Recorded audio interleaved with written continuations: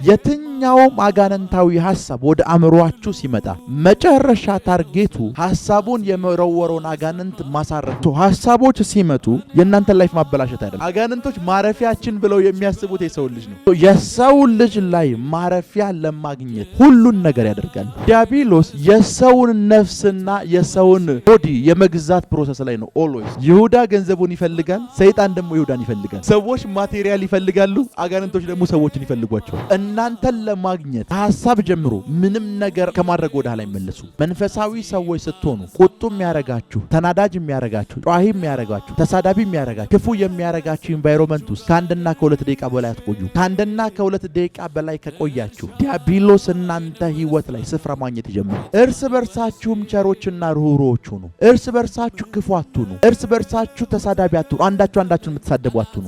እርስ በርሳችሁ ተናዳጅ አትሁኑ። እርስ በርሳችሁ ክፉ አትሁኑ። ምኖች ሁኑ? ቸሮች ሁኑ። ጠላቴ ከኋላ የትኛውም አጋንንታዊ ሐሳብ ወደ አእምሮአችሁ ሲመጣ መጨረሻ ታርጌቱ ሐሳቡን የመረወረውን አጋንንት ማሳረፍ ነው። የመጨረሻው ታርጌቱ ሐሳቦች ሲመጡ የእናንተን ላይፍ ማበላሸት አይደለም። አሁን ብዙ ሰዎች ምን እንደሚመስለው ልንገራችሁ። አጋንንት ሲባል ብዙ ጊዜ እንደዚህ ይላሉ። አጋንንት ልክ ሆምለስ እንደሆነ ሰው ነው። ሆምለስ የሆነ ሰው የሚፈልገው ሆም ነው። ሆምለስ ማለት ምንድነው በአማርኛ? ቤት አልባ የሆነ ሰው፣ ማረፊያ የሌለው ሰው የሚፈልገው ማረፊያ ነው። የሚፈልገው ማረፊያ ነው። ሰው ማረፊያ የሚፈልግ ሰው ማረፊያ ለማግኘት ምንም ነገር ያደርጋል። የመጨረሻ ታርጌቱ ማረፊያ ስለሆነ አጋንንቶች መኖሪያ ብለው የሚያስቡት እናንተን ነው፣ ህንፃዎችን አይደለም። አጋንንቶች ማረፊያችን ብለው የሚያስቡት የሰው ልጅ ነው። እናንተ ማረፊያ ብላችሁ የምታስቡት 4x4 የሆነን ቤት ነው። ሉሲፈር እና የሱን ሰራዊቶች እዚህ ጋር ደድረዋቸው ማረፊያ ብትሏቸው 100 ካሬ ቤት 200 ካሬ ቤት አይደለም የሚሉት። ማረፊያ ብለው የሚጠሩት የሰው ልጅ ነው። የሰው ልጅ ላይ ማረፊያ ለማግኘት ሁሉን ነገር ያደርጋሉ። ሁሉን ነገር ያደርጋሉ። ከመጽሐፍ ቅዱስ አንድ ቃል ላሳያችሁ።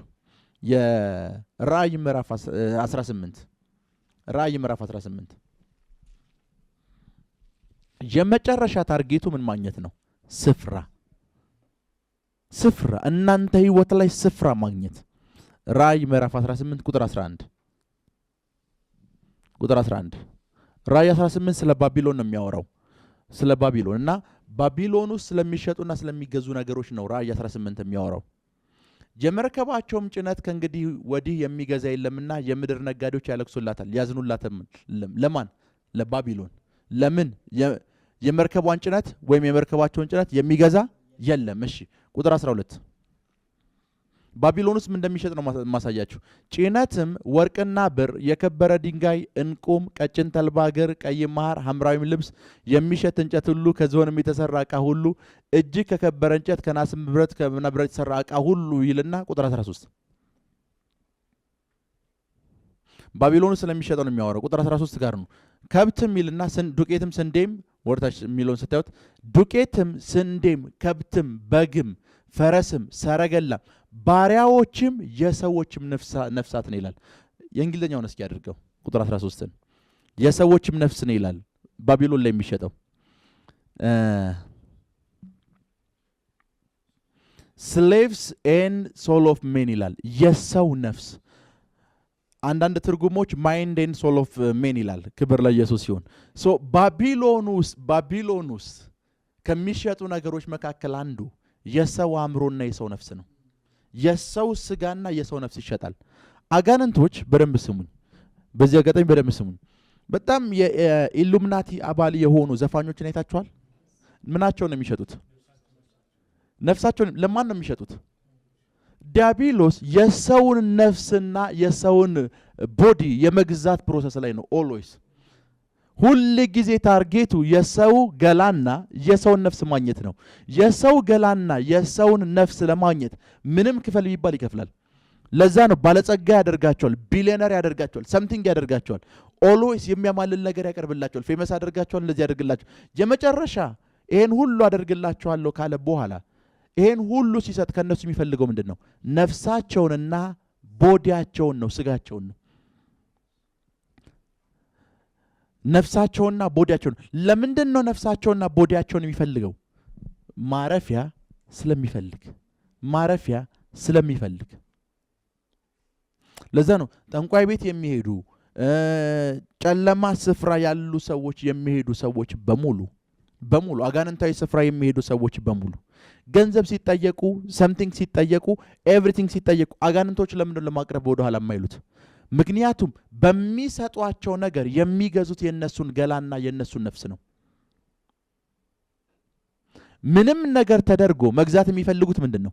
የሰው ነፍስና ስጋን ነው። ክብር ለኢየሱስ ይሁን። እድል ፈንታ መስጠት ካልፈለጋችሁ ማድረግ ያለባችሁ ምንድን ነው? ነፍስንና ስጋችሁን መጠበቅ ነው። ለዲያብሎስ እድል ፈንታ ለመስጠት ከፈለጋችሁ መጠበቅ ያለባችሁ እርኩስ ከሆነ ነገር፣ የጨለማ ከሆነ ሐሳብ በሙሉ ነፍሳችሁንና ስጋችሁን መጠበቅ አለባችሁ። ነፍሳችሁንና ስጋችሁን እስካልጠበቃችሁ ድረስ ቦታ እየሰጣችሁት ነው። እናንተ ላይፍ ላይ ሲመጣ ቦታ ፈልጎ ነው ይመጣው። ቦታ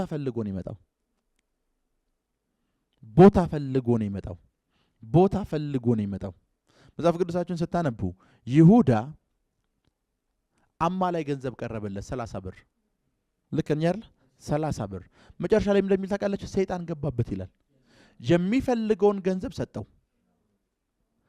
ይሁዳ ገንዘቡን ይፈልጋል፣ ሰይጣን ደግሞ ይሁዳን ይፈልጋል። ሰዎች ማቴሪያል ይፈልጋሉ፣ አጋንንቶች ደግሞ ሰዎችን ይፈልጓቸዋል። እናንተን ለማግኘት ከሐሳብ ጀምሮ ምንም ነገር ከማድረግ ወደ ኋላ አይመለሱም። እናንተ ምንድነው ማድረግ ያለባችሁ ከተባለ አጋንንታዊ ከሆኑ ሐሳቦች በሙሉ ነፍሳችሁንና ስጋችሁን ምን ማለት መጠበቅ። እርኩስ ከሆነ ነገር በሙሉ ነፍሳችሁንና ስጋችሁን መጠበቅ። ክብር ለኢየሱስ ይሁን። የመጨረሻ ታርጌታቸው ወደ ኤፌሶን ምዕራፍ 4 ቁጥር 27 እንመለስ። ለአጋንንት ቦታ አትስጡት ሲል የመጨረሻ ታርጌቱ ምን ማግኘት ነው? ቦታ ማግኘት። በቁጣችሁ ላይ ፀሐይ ላይ አይግባ፣ ለዲያብሎስም ፈንታ አትስጡት። ወይም ቦታ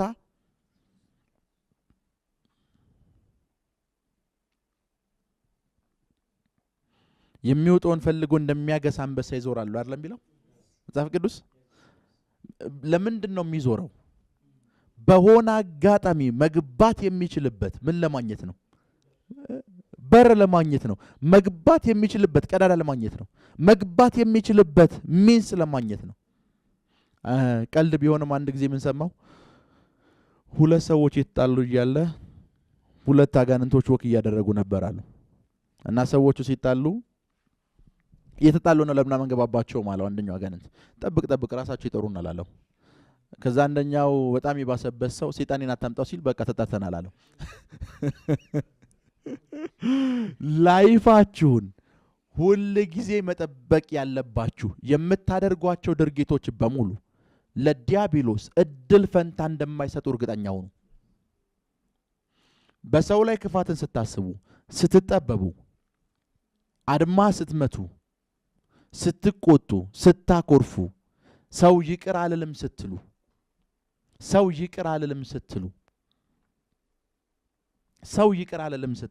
ሰውን በልባችሁ ተሸክማችሁ ስትዞሩ፣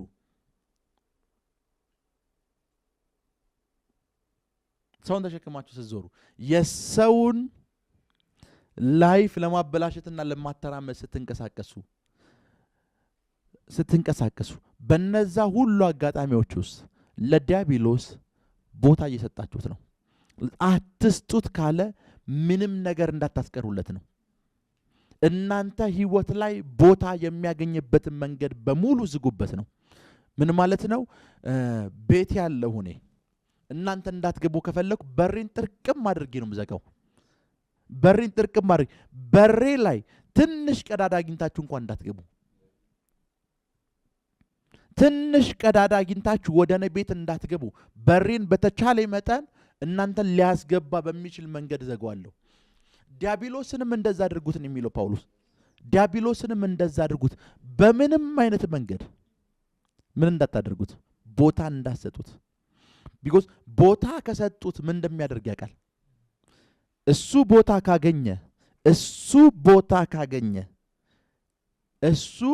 ካገኘ ላይፋችሁ እንዴት እንደሚያበላሹ ያውቃል።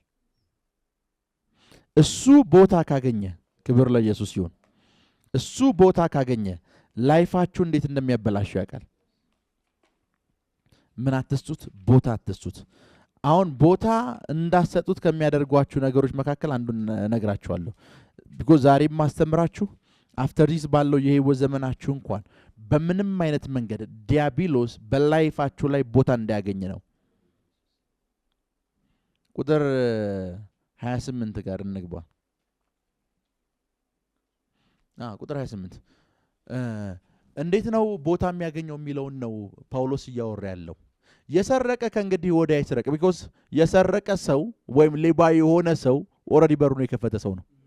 ሶ ጳውሎስ እየነገራችሁ ቦታ እንዳያገኛላቸውና የሰረቀ ከእንግዲህም እንዳይሰርቅ፣ ነገር ግን በዚያ ቦታ በፈንታ ለጎደለው የሚያካፍለው እንዲኖርለት በገዛ እጆቹ መልካምን ስራ እየሰራ ይድከም። እሺ ቁጥር 29 ሌባ ሰው በሩን ከፍቷል ማለት ነው። ለሚሰሙትም ጸጋን ይሰጥ እንደሚያስፈልግ ለማነጽ የሚጠቅም ማናቸውም በጎ ቃል እንጂ ክፉ ቃል ካፋችሁ ከቶ አይወጣ። ክፉ ቃል ካፋችሁ የወጣ ሰዓት፣ የሐሜት ቃል ካፋችሁ የወጣ ሰዓት፣ እርግማን ካፋችሁ የወጣ ሰዓት ምን እያደረጋችሁት ነው? ጳውሎስ ቀጣይ 28 29 ያለ የሚያወራቸው ነገሮች በሙሉ ምንድናቸው? በር ለመዝጋት ነው። የተከፈቱ በሮች ምን ለማለት ነው? ለመዝጋት ነው። አንደኛ ምን እንዳለ እንዳትስረቅ፣ መስረቅ አቆመዋለ፣ ሌባ እንዳትሆኑ። ሁለተኛ ክፉ ቃል ካፋችሁ እንዳይወጣ፣ በር እየዘጋ ነው። ወደ 30 እንሂድ። ለቤዛ የታተማችሁበትን ቅዱስን መንፈስ ምን አትበሉ፣ አታሳዝኑ። አሁንም ፖል ምን እያደረገ ነው? በር እየዘጋ ነው። ቁጥር 31 መራርነት፣ ንዴት፣ ቁጣ፣ ጩኸት፣ መሳደብ ሁሉ ከክፋት ሁሉ ጋር ከእናንተ ዘንድ ይወገድ። መራራ መሆን፣ ቢተር መሆን፣ ተናዳጅ መሆን፣ ቁጡ መሆን፣ ጯሂ መሆን፣ ተሳዳቢ መሆን፣ ክፉ መሆን ምን ይሰጠዋል? ለሱ ደጅ ይሰጠዋል፣ ፈንታ ይሰጠዋል። በላይፌ ስፔሻሊ ደግሞ ክርስትና ከገባኝ በኋላ በጣም ከተናደርኩ ንዴት የሚቆየው 2 ደቂቃ ነው። እጅግ ሰዎችን ለሳምንት የሚያናዳቸው ጉዳይ 2 ደቂቃ ነው የሚያናደኝ። ከ2 ደቂቃ በኋላ ረሳዋለሁ። ቢኮዝ በምንም አይነት መንገድ ለዲያብሎስ ቦታ መስጠት አልፈልግም። እንዴ በጣም ነው እኮ የሚያናደው፣ ደህና አይደለም በፍጹም። ክብር ለኢየሱስ ሲሆን ሳምታይምስ ላስት ታይም ለሆነ ቦታ ኮንፈረንስ ሂደን ድንገት በማናቀው ምክንያት ኮንፈረንሱ ተዘረዘ። ኦሬዲ በማናቀው ስላችሁ በታይሙ በማናቀው፣ አሁን ግን አውቀነዋል። ኦሬዲ ቀጣይ ቀን ድጋሚ ሄደን ኮንፈረንሱ ስላደረግነው ማለት ነው። እና አብሮኝ የነበሩ ሰዎች ተናደዋል፣ ተበሳጭተዋል፣ ኤቭሪቲንግ ብለዋል። እኔ ብቻ ነበርኩ ምስቀው፣ እኔ ነበርኩ ብቻ ስጫወት የነበረው። መናደድ የነበረብኝ እኔ ነው። ቢኮዝ የሚያናድ አጋጣሚ ተፈጥሯል። ነገር ግን በምንም አይነት መልኩ ለዲያብሎስ ፈንታ አልሰጠውም። በምንም አይነት መልኩ ለዲያብሎስ ፈንታ አልሰጠውም። መንፈሳዊ ሰዎች ስትሆኑ ቁጡ የሚያረጋችሁ፣ ተናዳጅ የሚያረጋችሁ፣ ጯሂ የሚያረጋችሁ፣ ተሳዳቢ የሚያረጋችሁ፣ ክፉ የሚያረጋችሁ ኢንቫይሮንመንት ውስጥ ከ1 እና ከ2 ደቂቃ በላይ አትቆዩም። ከ1 እና ከ2 ደቂቃ በላይ ከቆያችሁ ዲያብሎስ እናንተ ህይወት ላይ ስፍራ ማግኘት ይጀምራል። ዲያብሎስ እናንተ ህይወት ላይ ስፍራ ማግኘት ይጀምራል። በቁጣችሁ ፀሐይ አትግባ ሲል ፀሐይ እኮ ምድር ላይ የምትቆየው 12 ሰዓት ነው።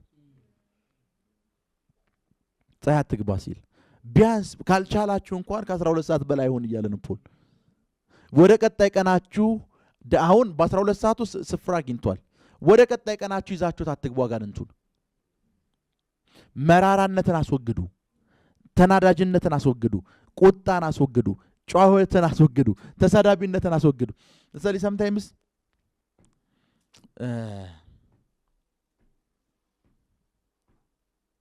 ምን እንደሚገርም ልንገራችሁ። ምን እንደሚገርም ጥሩ ተሳዳቢዎችን የምታገኙት እኛ ቤት ነው። ጥሩ የሚናደዱና የሚቆጡ ሰዎችን የምታገኙት እኛ ቤት ነው። የሚያናድር ነገር ብድግ ብሎ ያናዳቸዋል። ከዛ እነሱ ያንን ቅናት ብሎ ይጠሩታል።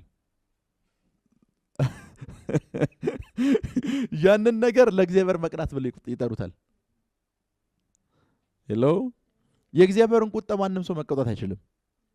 ከዛ ያንን ነገር ለእግዚአብሔር ቀንተው እንዳደረጉት አድርገው ምድር ላይ በጣም አስቸጋሪው ነገር ፔንጤ ነው። በዚሁ አጋጣሚ በምድር ላይ በጣም አስቸጋሪው ነገር ፔንጤ ነው የምልበት ትልቁ ምክንያት ፔንጤ ነው ስል ደካማ ፔንጤ፣ በመንፈሳዊ ነገር የደከመ ፔንጤ እጅግ በጣም አስቸጋሪ ነው። ለምን ካላችሁ ለእያንዳንዱ ነገር ጥቅስ አለው። ለእያንዳንዱ ነገር ጥቅስ አለው። አንድ ያስታውሳል የዛሬ 4 ዓመት ወደ አንድ ገጠር ክፍል 4 ዓመት ያልፏል እንጂ 5-6 ዓመት ይሆናል። ወደ አንድ ገጠር ክፍል ላገሉት ገባን እና የገባንበት ስፍራ በጊዜው በሁለት ጎሳዎች መሃል ጸብ ነበረ እና ከመኪና ወርዳችሁ በመኪና መንገድ ስለማያስገባ በሞተር ቢያንስ የ1 ሰዓት ተኩል መንገድ ገብተን ያገለግለው እና እዛ ስፍራ ስንሄድ አንድ የሚታወቅ ቤተክርስቲያን ኢትዮጵያ ውስጥ የሚታወቅ ቤተክርስቲያን ብራንች ወይም ቅርንጫፍ የሆነ ሌላ ቤተክርስቲያን በትልቅ ጋን በሩ ተዘግቷል እና አብሮኝ በሞተር ሲሄዱ የነበሩ አገልጋዮችን ምንድነው አልኳቸው። ሁለት ጎሳዎች መካከል ጸብ ስለተፈጠረ ፓስተሩ አሉኝ እዛ ኤሪያ ላይ የነበሩ አማኞችን በሙሉ መጽሐፍ ቅዱሳቸውን እዚህ ያስቀምጡ ስንመለስ እናመልካለን ብሏቸው ነው በጋን ይቆለፈው ወደ ጦርነት ይዟቸው ሄደ ፓስተር። ከዛ ነው ገርሞኝ እንዴት አልኳቸው የውድ ቀን ላይ ዳዊትም ለአገሩ ሲል እንደዚህ ያደርጓል ብሎ ሰብኳቸው። ዳዊትም ለመሬቱ ሲል በመንፈሳዊ ነገር የደከመ ሰው ከመንፈስ ቅዱስ ጋር ዴይሊ የሆነ ፌሎሺፕ የሌለው ፔንቴ ዴይሊ ከመንፈስ ቅዱስ ጋር የየቀኑ መነካካት የሌለው ፔንቴ ከመንፈስ ቅዱስ ጋር የየቀኑ መነካካት የሌለው ፔንቴ እሱ ብቻ አይደለም የጾም ጸሎት ህይወት ሳይኖረው በመንፈስ ቅዱስ ሳያምን ድንገት ብድግ ብሎ መጽሐፍ ቅዱስ አንብቦ የሚወርድ ፔንቴ ለእያንዳንዱ ድክመቱ የሚሆን ጥቅስ አለው። ለእያንዳንዱ ድክመቱ የሚሆን ጥቅስ አለው። የቱ ጋር ነው አታጭስ ያለው ይላችኋል። እሺ የቱ ጋር ነው አጭስ ያለው ብለህ ብትጠይቀው እኮ አያሳየም።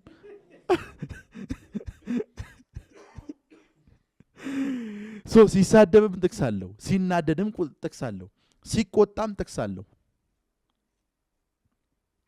አንዴ ያስታውሳለሁ አንድ ጓደኛዬ ጋር ወክ እያደረገን ወደ አንድ ቸርች ገባን። ስንገባ በታይሙ የዛሬ ጥቂት ዓመት በፊት ነው። ያ እንደ ጓደኛዬ እንደ ወንድሜ የማየው ልጅ እዛ ቸርች ውስጥ የምናውቃት የጸሎት ቲም ውስጥ በጣም ኃይለኛ ጸላይ የሆነች እናት አለች። ከዛ ሰላም በይን አላት። እሱ እጁን ዘረጋላት፣ እሱን አለፈችው። ከዛ እኔን ሰላም አለችኝ፣ ሄደች። ለምን እንደው ሰላም ያላልሽው ስላት መንፈስ ቅዱስ ሰላም እንዳትይ ብሎኝ ነው። ክብር ለኢየሱስ ይሁን። መራራ ለመሆናችሁ ጥቅስ አትንገሩ። ተናዳጅ ለመሆናችሁ ጥቅስ አትንገሩ። ጥቅስ አትንገሩ። ሁሉ ጊዜ ለድክመታቸው ጥቅስ የሚጠቅሱ ሰዎች ለድክመታቸው ጥቅስ የሚጠቅሱ ሰዎች ትልቁ ፕሮብሌማቸው ደካማ እንደመሆኑ አለማመናቸው ነው። ደካማ መሆናችሁን ያመናችሁ ሰዓት ጸጋ ትጠይቃላችሁ። ደካማ መሆናችሁን ያመናችሁ ሰዓት እርዳታ ላይክ ሁሉ ጊዜ መንፈሳዊ ሰው ስትሆኑ እርዳታ እንደሚያስፈልጋችሁ መኑ። የእግዚአብሔር እርዳታ እንደሚያስፈልጋችሁ፣ የጸጋው እርዳታ እንደሚያስፈልጋችሁ፣ የመንፈሱ እርዳታ እንደሚያስፈልጋችሁ መኑ። የሆነ ስፍራ ላይ ብስቱ የእግዚአብሔር እርዳታ እንደሚያስፈልጋችሁ መኑ። እርዳታ እንደሚያስፈልጋችሁ ካመናችሁ ነው መጥቀስ የምትጀምሩት። ለእያንዳንዱ ውድቀታችሁ መጥቀስ ትጀምራላችሁ። መራራ ስትሆኑ ጥቅስ አትጥቀሱ። ተናዳይ ስትሆኑ ጥቅስ አትጥቀሱ። ቁጡ ስትሆኑ ጥቅስ አትጥቀሱ። ጩኸታም ስትሆኑ ጥቅስ አትጥቀሱ። ተሳዳቢ ስትሆኑ ጥቅስ አትጥቀሱ። ክፉ ስትሆኑ ጥቅስ አትጥቀሱ። ይሄ ሁሉ አለ ጳውሎስ ከናንተ ዘንድ ይወገድ፣ አንዱም እናንተ ጋር እንዳይቀመጥ። ጳውሎስ አስወግዱት ያለውን ነገር እናንተ በጥቅስ አታቆዩት። እናንተ በጥቅስ አታቆዩት። እናንተ በጥቅስ አታቆዩት። ባለፈው ዕለት ነግሬያቸዋለሁ። ሐሰትን ከራሱ አፍልቆ ይናገራል። የሐሰት አባት ነው የሚለው ጥቅስ፣ ሐሰተኛ ነው የሚለው ጥቅስ፣ ዲያብሎስ ኢዝ ኤ ላየር ብሎ የሚጠቅሰው ጥቅስ እውነትን የሚያጣምም ነው የሚለው ባይብል። ያ ማለት ኦልዌይስ ሲመጣ እውነትን የሚያጣምም ማለት ይሄ እውነት ቢሆን እንደዚህ ቀጥ ብሎ ነው የሚሄደው። ይሄኛውም ዲያብሎስ ደግሞ ሲመጣ እውነትን ለማጣመር ሊመጣው እንደዚህ ቀጥ ብሎ ይመጣና እንደዚህ ዳይቨርት አድርጎ ወደ ነበረበት ነው የሚመለሰው። ዳይቨርት ያደረገበትን ስፍራ እስካላወቃችሁት ድረስ የሚያወራው እውነት ነው። ለዛ ነው ያቺ ሟርተኛ መንፈስ የነበረባት ሴት እነዚህ የልዑል እግዚአብሔር ባሪያዎች ናቸው ስትል እውነቷን እኮ ነው። እውነቷን ነው። ምናልባት ሌሎች የእግዚአብሔር ሰዎች ብንሆን መረክ ልንሰጣት እንችላለን። ፖል ግን የት ጋር ዳይቨርት እንደተደረገ ያውቃል። ቢኮዝ ጳውሎስ አልስተውም ብሏል። ኢየሱስ ጋርም ሲመጣ ሉሲፈር እኮ እስኪ ካወራው መካከል የትኛው ነው ውሸት? ወርቀ ብሰግድልኝ የሚለውን ትታችሁት ከዚህ ብትወድቅ መላእክቱን ስላንተ ያዛቸዋል ተብሎ ተጽፏል አለው አይደል? አልተጻፈም?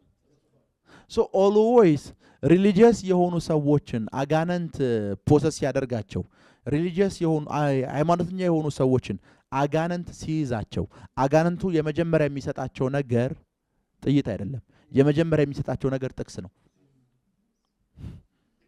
ሃይማኖተኛ የሆኑ ሰዎችን በሃይማኖት ውስጥ ያሉ ሰዎችን አጋንንት ጥቅስ ህይወታቸውን ሲቆጣጠር የመጀመሪያ የሚሰጣቸው ነገር ለድክመታቸው የሚሆንን ጥቅስ ነው። ክብር ለኢየሱስ ይሁን። ጳውሎስ እንደዚህ ያለ ይሄ ሁሉ ከምን ይወገድ? ከእናንተ ዘንድ ይወገድ። ከዛስ ቁጥር 32 ጳውሎስ ይሄን ሁሉ እያወራ ያለው ግን ለአንድ ነገር ነው፣ ለዲያብሎስ ስፍራ እንዳሰጡት ለማድረግ። እርስ በርሳችሁም ቸሮችና ርኅሩኆች ሁኑ፣ እርስ በርሳችሁ ክፉ አትሁኑ፣ እርስ በርሳችሁ ተሳዳቢ አትሁኑ፣ አንዳችሁን የምትሳደቡ አትሁኑ፣ እርስ በርሳችሁ ተናዳጅ አትሁኑ፣ እርስ በርሳችሁ ክፉ አትሁኑ። ምኖች ሁኑ? ቸሮች ሁኑ፣ ርኅሩኆች ሁኑ። አጠገባችሁ ለምታገኙት ወንድማችሁ ራሩለት። አጠገባችሁ ለምታገኙት ወንድማችሁ ራሩለት። አጠገባችሁ ለምታገኙት ወንድማችሁ ቸሮች ሁኑ። የቸርነትና የርኅራኄ ልብ የሌለው ሰው ሁል ጊዜ ዲያብሎስ በሱ ዘንድ ስፍራ ያገኘ ሰው ነው። አንድን ሰው ካላጠፉ እንቅልፍ የማይወስዳቸው ጴንጤዎች እኮ አሉ። ልክ የሌላው ሃይማኖት ተከታይ እንዳለው በሙሉ ማለት ነው። አንድ ሰው ካልጠፋ፣ አንድ ሰው ካልተዋረደ፣ አንድ ሰው ዝቅ ካላለ፣ አንድ ሰው ዳውን ታች ካልወረደ እንቅልፍ የሚያወስዳቸው ሰዎች አሉ። ጳውሎስ ግን ብሏል፣ እርስ በርሳችሁ ቸሮቹን። የደከመ ሰው ስታገኝ ራራለት። ኢየሱስ እኮ ተራራ ላይ አወጣቸውና እረኛ እንደሌላቸው በጎች መሆናቸውን ያየ ሰዓት ራራላቸው ይላል። ራራላቸው። እርስ በርሳችሁ ቸሮች። እግዚአብሔር ደግሞ በክርስቶስ ይቅር እንዳላችሁ ምን ተባባሉ? ይቅር ተባባሉ። ይሄን ሁሉ ጳውሎስ እየነገራችሁ ያለው ነገር ለምንድን ነው? ለዲያብሎስ ስፍራ እንዳሰጡት፣ ስፍራ እናንተ ህይወት ላይ እንዳያገኝ። ስፍራ ካገኘ ትዳራችሁን ያበላሸዋል። ስፍራ ካገኘ ትዳራችሁን የተበላሹ ትዳሮችን ስታዩ እመኑኝ፣ ሁለት ሰዎች ስላልተግባቡ አይደለም ትዳር የሚፈርሰው። በዛ ትዳር ውስጥ ዲያብሎስ ስፍራ ያገኘ ሰዓት ይፈርሳል። ቢኮዝ ሁል ጊዜ ሊያጠፋ ነው ይመጣው። አንዳቸው የእሱ ሀሳብ ተቀባዩ የሆኑና ቤት ውስጥ ያስገቡታል። ያ ትዳር በትንትኑ ይወጣል። ምን አትስጡት? ስፍራ እንዳሰጡት። ክብር ለኢየሱስ ይሁን። ስፍራ ሲፈልግ እናንተ ውስጥ ስፍራ ብሎ የሚጠራው ምናችሁን ነው? ቦዲያችሁንና ሶላችሁን፣ የእናንተን ስጋና ነፍስ ነው። ምን ብሎ የሚጠራው? ስፍራ ብሎ የሚጠራው። አስቡት 10 ዓመት ሙሉ የኖራችሁበት ቤት ነው።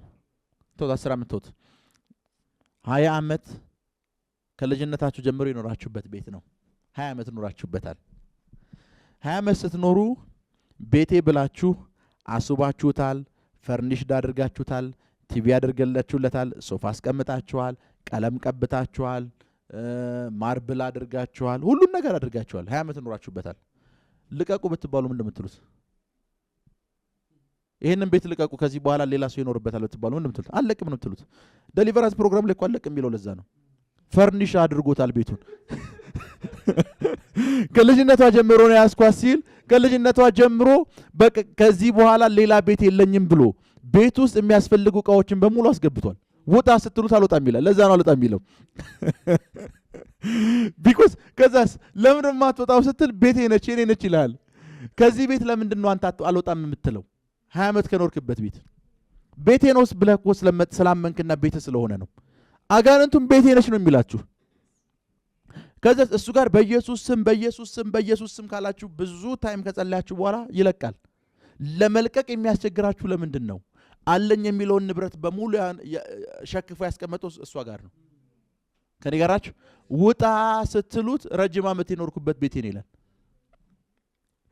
ሌላ አዲስ ቤት ከምፈልግ ኦሬዲ ይሄንን ለምጄዋለሁ፣ አለማመጄዋለሁ። ይሄንን ሰውዬ አለማመጄዋለሁ፣ በደንብ እየኖርኩበት ነው ይላል። ለዛ ነው ዴሊቨራንስ ፕሮግራም ላይ ውጣ አትውጣ ጭቅጭቁ ያ ነው። ቤቴ ብሎ እየኖረ ነው። ከቤቴ ለምን አስወጣህ ነው። ከቤቴ ለምን አስወጣህ ነው። ከዚህ በፊት ዴሊቨራንስ የሚያገለግሉ ሰዎች ምን ማድረግ እንዳለባቸው አውርቼ ነበር። ክብር ለኢየሱስ ይሁን። አስቡት 20 ዓመት ኖራቸዋል እዚህ ቤት 20 ዓመት ኖራቸዋል። ተውት ይሄንን ትምህርት ላስተምር ነበር ሌላ ጊዜ፣ ዛሬ ፋስቲንግ ትምህርት ስለሆነ 20 ዓመት የኖራችሁበት ቤት ውስጥ ውጡ ስትባሉ እናንተን ለማስወጣት የተጠቀምነው ኃይል ነው። በፍቃዳችሁ አይደለም የወጣችሁት። የሰማችሁ ነው። በኃይል ነው ያስወጣናችሁ። በኃይል ካስወጣናችሁ ኔክስት እናንተ የምትጠይቁት ምንድን ነው? ንብረት አለኝ ንብረት ይላውጣ ነው። አጋንንቶች ግን ንብረት አለኝ ንብረት ይላውጣ አይሉ። ንብረቱንም አይፈልጉትም፣ ቤቱን ነው የሚፈልጉት። በኃይል ነው እናንተ ያባረራችኋቸው። በኃይል ማባረራችሁን እንድታውቁት በምን እንዳባረራችሁ ልንገራችሁ። ላይክ ከሱ ጋር ዲል ስምምነት ፈጽማችሁ አይደለም ያባረራችሁት። የኢየሱስን ስም ኃይለኛ የሆነውን ብርቱ የሆነውን ምሽግ የሚያፈርሰውን ኢየሱስ ስም ጠርታችሁን ያባረራችኋቸው። እነሱን በኃይል ስታባሯቸው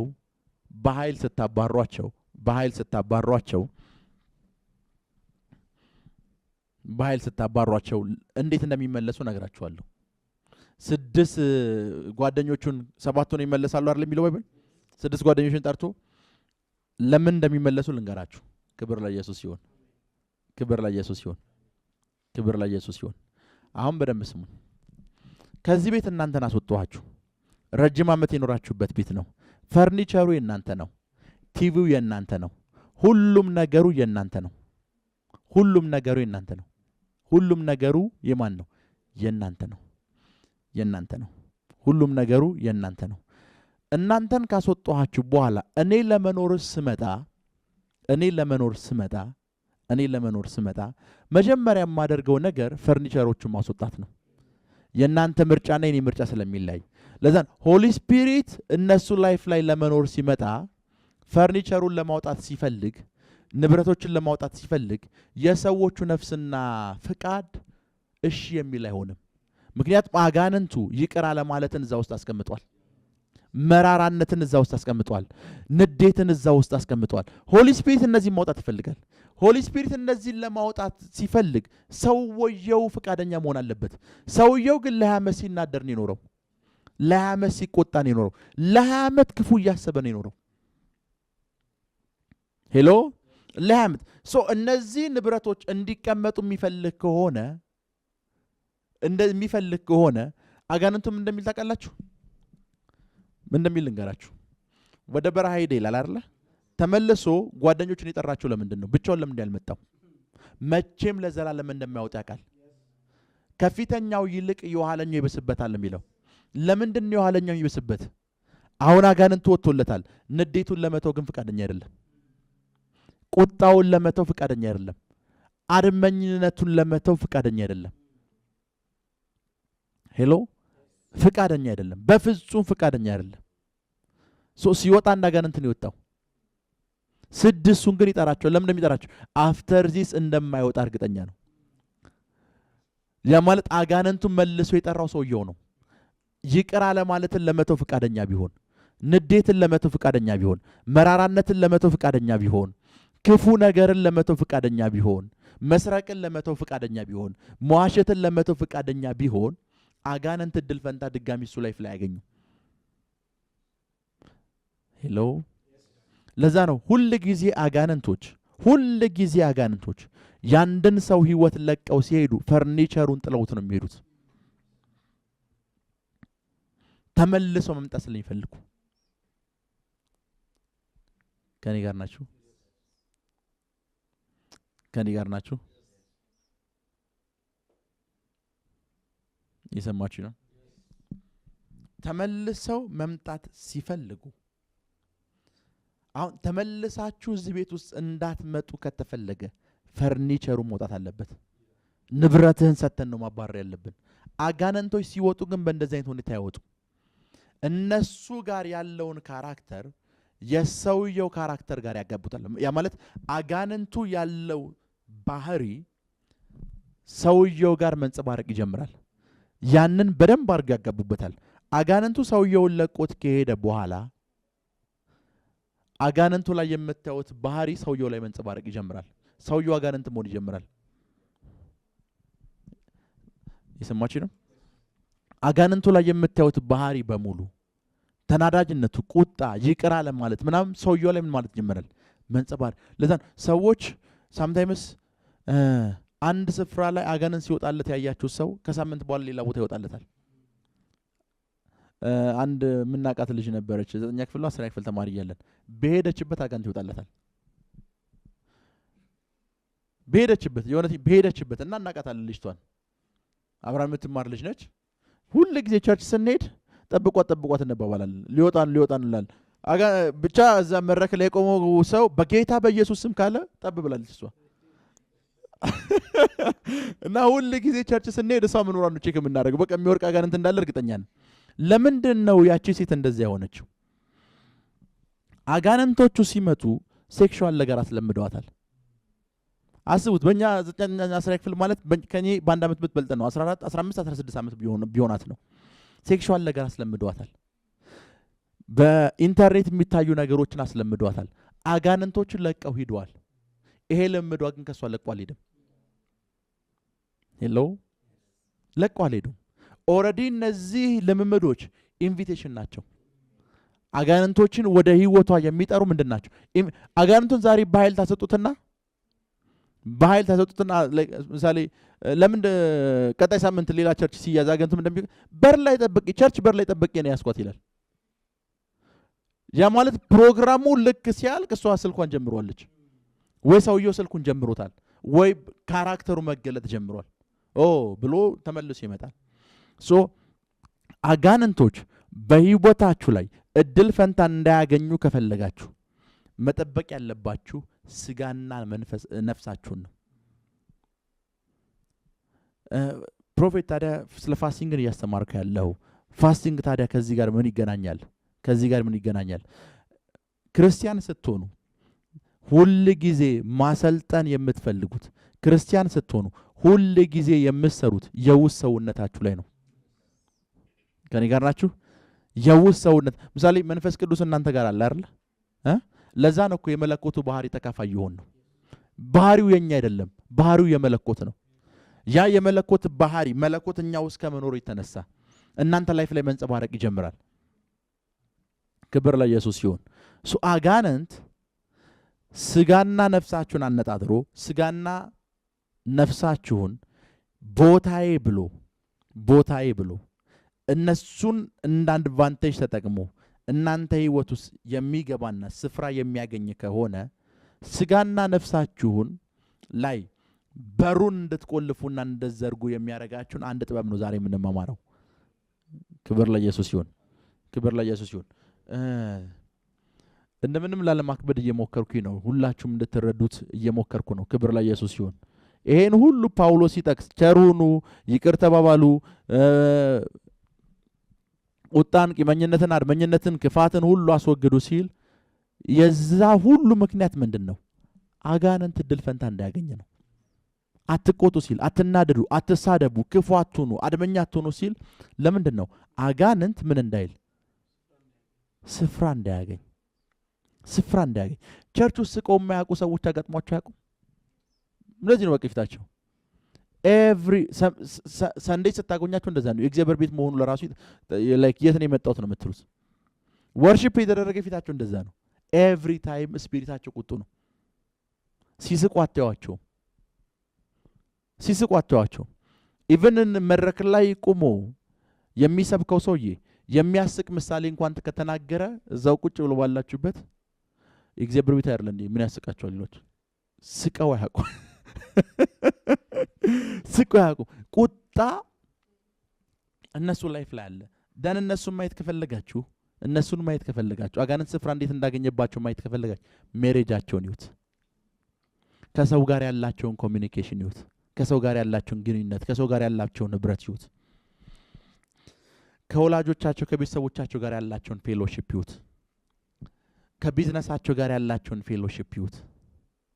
እርስ በርስ ከወንድሞቻቸው ጋር ቸርች ውስጥ ካሉ ሜምበሮች ጋር ያላቸውን ግንኙነት ይዩት። ደን አጋንንት እንዴት ስፍራ ላይፋቸው ላይ እንዳገኘ ይገባቸዋል። ስፍራ እንዳገኘ ይገባቸዋል። አንድ ስፍራ ነው የሚፈልገው። ያ ስፍራ በደንብ ስሙኝ፣ ሜሬጃችሁ ሊሆን ይችላል። ቤቴ ብሎ ነው የሚቀመጠው። ቤቴ ደን ሰው ሲያያችሁ ሜሬጁ 16 ዓመት ሆነ ይላል። 16 ዓመት ሙሉ ግን ሁለት የተለያየ አልጋ ላይ የተኛችሁት። አንድ ቤት እየኖራችሁ ሁለት የተለያየ አልጋ ላይ የተኛችሁት። አጋንንቱ ምን ብሎ ነግሯችኋል? ላይክ ለየብቻ ተከራይታችሁ ከምትኖሩ ተባብራችሁ ትከፍሉታላችሁ ብሎ ነግሯችኋል። እድል ፈንታ አግኝቷል ሜሬጃችሁ ላይ። እድል ፈንታ አግኝቷል ሜሬጃችሁ ላይ። እድል ፈንታ አግኝቷል። ያ ማለት ጥቅስን አሳበው እናንተ ውስጥ በቁጣ የሚገለጡ አጋንንቶችን ንቁባቸው። ባድመኝነት የሚገለጡ በክፋት የሚገለጡ አጋንንቶችን ንቁባቸው። ክብር ለኢየሱስ ይሁን። ሁል ጊዜ ነፍሳችሁንና ስጋችሁን ላይ ምንም አይነት እድል ፈንታ አጋንንት እንዳያገኝ ምን ማድረግ አለባችሁ? መቆለፍ አለባችሁ። መዝጋት አለባችሁ። መቆለፍ አለባችሁ። መዝጋት አለባችሁ። ምን እንዳያገኝ? እድል ፈንታ እንዳያገኝ። ክብር ለኢየሱስ ይሁን። መጽሐፍ ቅዱስ የያዛችሁ ሰዎች የሮሜ መጽሐፍ ምዕራፍ 8 ቁጥር 13 እንከፍታለን።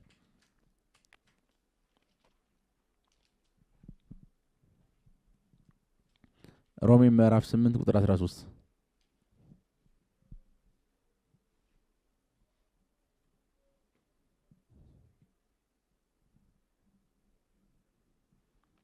ሮሜ 8 ቁጥር 13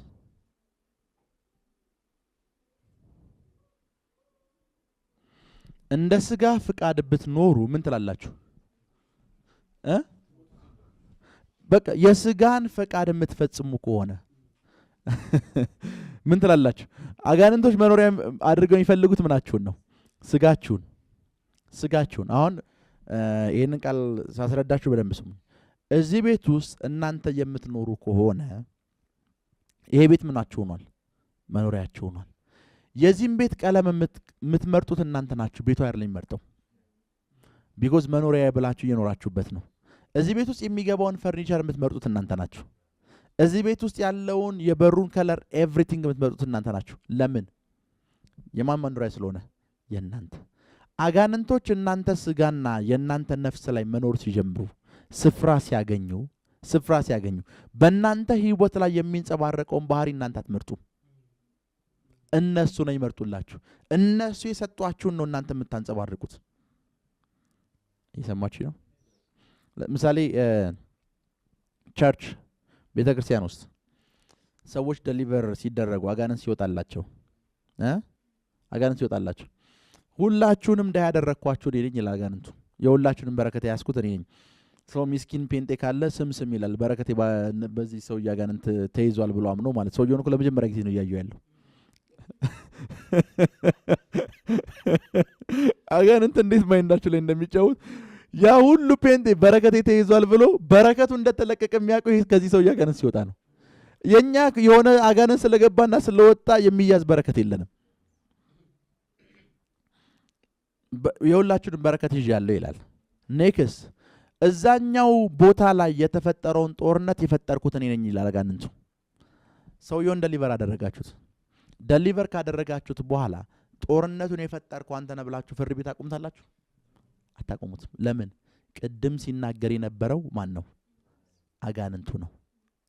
ቅድም ሲናገር የነበረው ምኑ ነው? አጋንንቱ ነው። ሲናገር የነበረው ግን የሰውየው አፍ ነው። ሲነገር የነበረው ቃሉ ያጋንንቱ እንጂ ተናጋሪ የነበረው አፍ የሰውየው አፍ ነው። ያ ማለት ሰውየው የሚናገረውን አፍ ሰውየው እየመረጠ አይደለም፣ እየመረጠለት ያለው አጋንንቱ ነው። አሁን ይሄ ሰውዬ አጋንንቱ ሲጮህለት ነው አጋንንት ነው እየተናገረ ያለው ያላችሁት። አጋንንቱ ባይጮህለት ሰውየው ነው ምን የሚያወራው ብላችሁ ታስባላችሁ?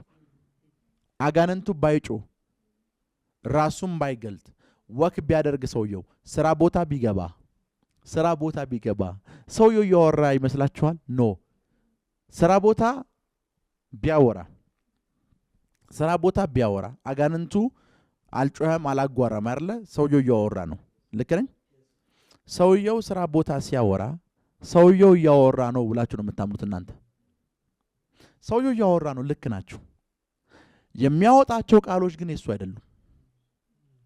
የሚያወጣቸውን ቃሎች በሙሉና ሐሳቦች የሚመርጥለት እሱ ኢንሳይድ ውስጥ የሚኖረው መንፈስ ነው። የዚህን ቤት ከለር እዚህ ቤት የሚኖረው ሰው እንደመረጠው ማለት ነው። የዚህን ቤት ከለር እዚህ ቤት የሚኖር ሰው ነው የሚመርጠው። እዚህ ቤት ውስጥ የሚገባውን ፈርኒቸር እዚህ ቤት ውስጥ የሚኖር ሰው ነው የሚመርጠው።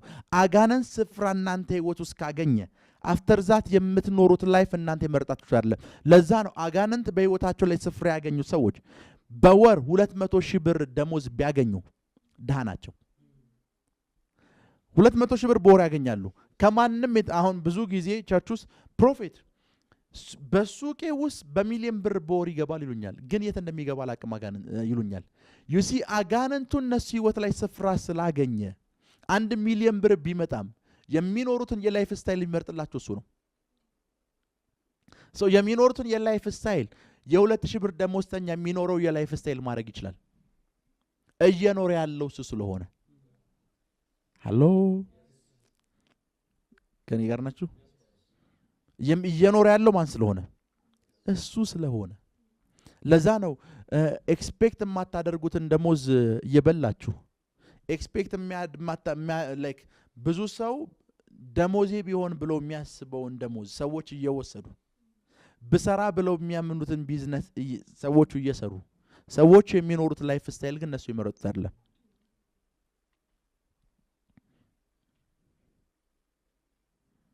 ሰዎች የሚኖሩት ላይፍ ስታይል እነሱ የመረጡት አይደለም።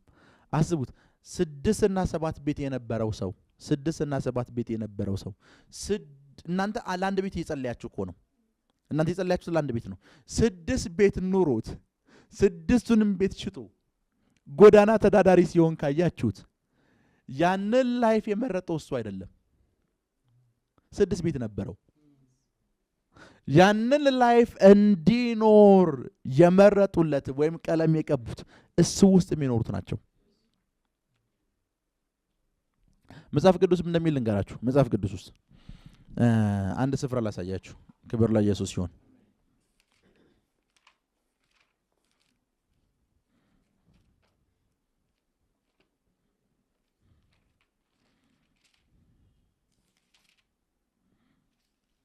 አንድ ስፍራ ከባይብል ላሳያችሁ።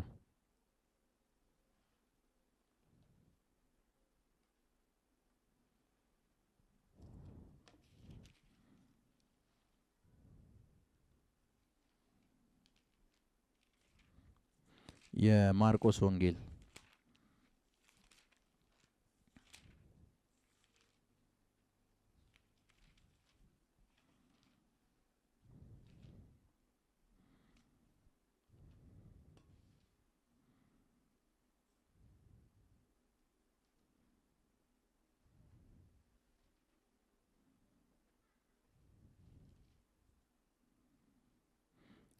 ምዕራፍ 5 ቁጥር 11 ከቁጥር 9 ጀምሮ አንብቡት። ከቁጥር 9 ጀምሮ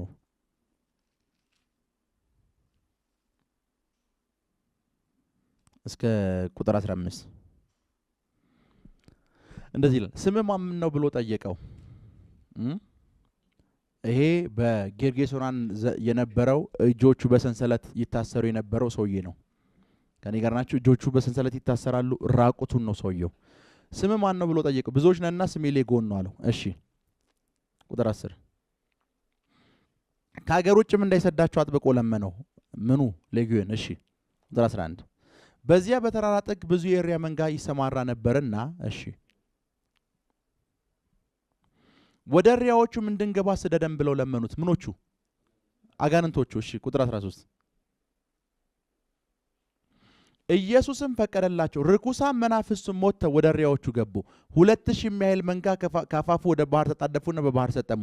ሌጊዮን ማለት ጭፍራ ማለት ነው ይላል። ቁጥር 14 እረኞቹ ሸሽተው በከተማውና በአገሩ አወሩ፣ ነገሩ ምን እንደሆነ ለማየት መጡ። ቁጥር 15 ወደ ኢየሱስ መጡ። አጋንንቱም ያደሩበትም ሌጊዮን የነበረበት ሰው ተቀምጦ ለብሶም ልቡ ተመልሶ አዩና ፈሩ። ምን አድርገው አገኙት? ልብስ ለብሶ ነው ያገኙት። ሰውየው ግን ከመልበሱ በፊት ምኑን ነበር? ራቁቱን ነበር። ራቁቱን መሆን ፈልጎ ነው? ኖ አጋንንቶቹ ናቸው ራቁቱን ያደረጉት። የማልት ልብስ እንዳይለብስ ያደረጉት እነሱ ናቸው። ሳምታይምስ የምትከተሉትን ፋሽን እንድትከተሉ የሚያደርጓችሁ እነሱ ናቸው። በዚያው አጋጣሚ ልንገራችሁ፣ ኦልዌይስ የምትለብሱት ልብስ እናንተ ላይፍ ላይ የሚገለጠው መንፈስ ይናገራል።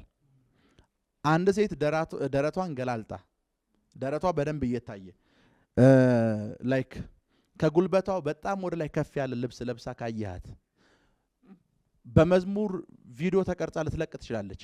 የተሸከመችውን ስፒሪት ልብሷ እየነገረ ነው። የዚህን ሰውዬ ልክ አጋንንቶቹ ሲሄዱ ልብስ ለበሰ። ሰውየው ልብስ እንዳይለብስ ያደረጉት ምኖቹ ናቸው? ሰውየው ግን ልብስ መልበስ ይፈልጋል። ሞመንት አጋንንቶቹ እሱ ውስጥ የገቡ ሰዓት ልብስ እሱ ጋር የገቡ ሰዓት ሙድ አይደለም ብሎ ልብስ ማውለቅ ጀመረ። ሰውየው ሙዱ ስላልሆነ አይደለም፣ አጋንንቶቹ ልብስ እንዲለብስ ስለማይፈልጉ ነው። አፍተር ዛት ይሄ ሰውዬ የሚመራው ላይፍ ስታይል፣ የሚከተለው ፋሽን፣ የሚያደርጋቸው ድርጊቶች በሙሉ የሱ አይደሉም። ሄሎ፣ በዚሁ አጋጣሚ በደንብ ስሙኝ። የምትለብሱት ልብስ እናንተ ላይፍ ላይ የሚሰራውንና እናንተ ላይፍ ላይ ያለውን የተሸከማችሁትን መንፈስ ይገልጣል። የምትለብሱት ልብስ እናንተ ላይፍ ላይ የሚሰራውን ስፒሪት ይናገራል። እናንተ ላይፍ ላይ ስፍራ ያገኘውን ስፒሪት ይናገራል። ለዛ ምሳሌ በተለምዶ አይደለም፣ ኖርማሊ በክርስትናው ዓለም ውስጥ ራሷን ላለመገላለጥ የምትሞክር ሴት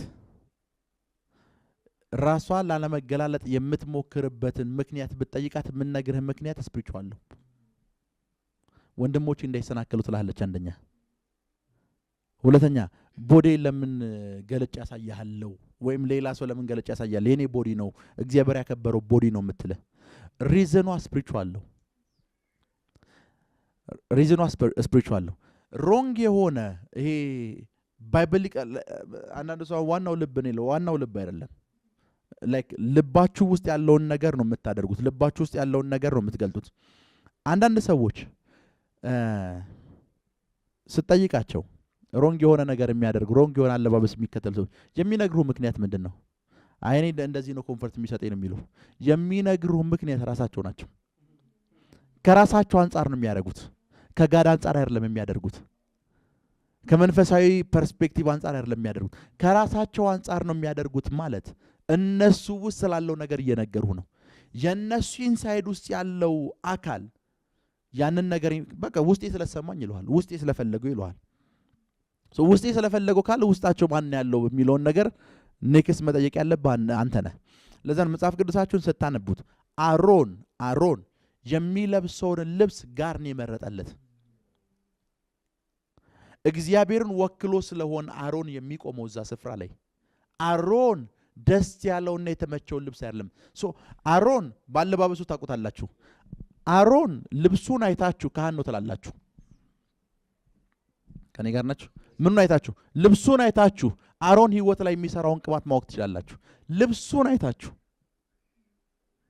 ሄሎ ምኑን አይታችሁ? ልብሱን አይታችሁ ምኑን ካህን መሆኑን ማወቅ ትችላላችሁ። ልብሱ ይነግራችኋል። ኢያሱን ሉሲፈር ሲከሰው የለበሰው በልብሱ ነው። እንዴት ያንተ አገልጋይ ሆኖ ይሄን ልብስ ይለብሳል አለው። የቆሸሸ ልብስ እንዴት ይለብሳል? ሉሲፈር ለራሱ በለበስከው ልብስ አኖይንትድ እንደሆንክ እንኳን ያውቃል። ኢያሱ ጋር የመጣው ዲል ሲያረጉ በእግዚአብሔር ፊት ሲመጣ ሉሲፈር የጠየቀው ጥያቄ አንድ ነው። ይሄ ሰው የለበሰው ልብስ ነው ያለው። ከዛ ባይብል ምን እንደሚል ታውቃላችሁ? እግዚአብሔርም ልብሱን ቀየረለት ይላል። እድፋም ልብሱን ቀየረለት። ቢኮዝ ጋድ ለራሱ ያንን እድፋም ልብስ አይፈልገውም። ነገር ግን እግዚአብሔር ራሱ ያንን እድፋም ልብስ የለበሰውን ሰው ከነእድፉ ለሉሲፈር አሳልፎ መስጠት አልፈለገም።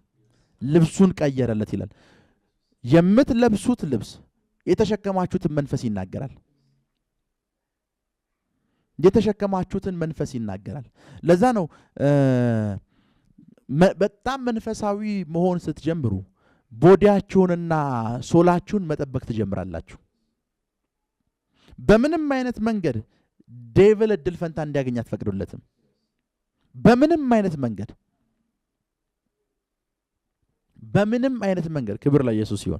ክብር ለኢየሱስ ይሁን። በዚሁ አጋጣሚ የምትለብሱት ልብስ ብዬ ስናገር በዚሁ አጋጣሚ ስለ ልብስ ሳወራ አብዛኞቹ የፋሽን ዲዛይነር የሆኑ ሰዎች ወይም የፋሽኑን ኢንዱስትሪ የሚመሩ ሰዎች አብዛኞቹ ተመሳሳይ ጾታ አፍቃሪዎች ናቸው። ወንድ ከወንድ ሴት ከሴት ጋር ግንኙነት የሚያደርጉ ወይም ያንን የሚፈልጉ ሰዎች ናቸው። ጎግል ላይ በሙሉ ሰርች አድርጓቸው።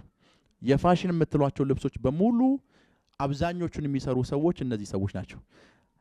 አሁን ፕሮፌት ልብስ አይደል እንዴ ልትሉ ይችላላችሁ። አስቡት። ይሄ ልብስ ነው ብላችሁ አስቡ። ይሄንን ልብስ የሚሰራው ሰው ወንድ ነው። ከወንድ ጋር ሴክሹዋል ግንኙነት የሚያደርግ ነው።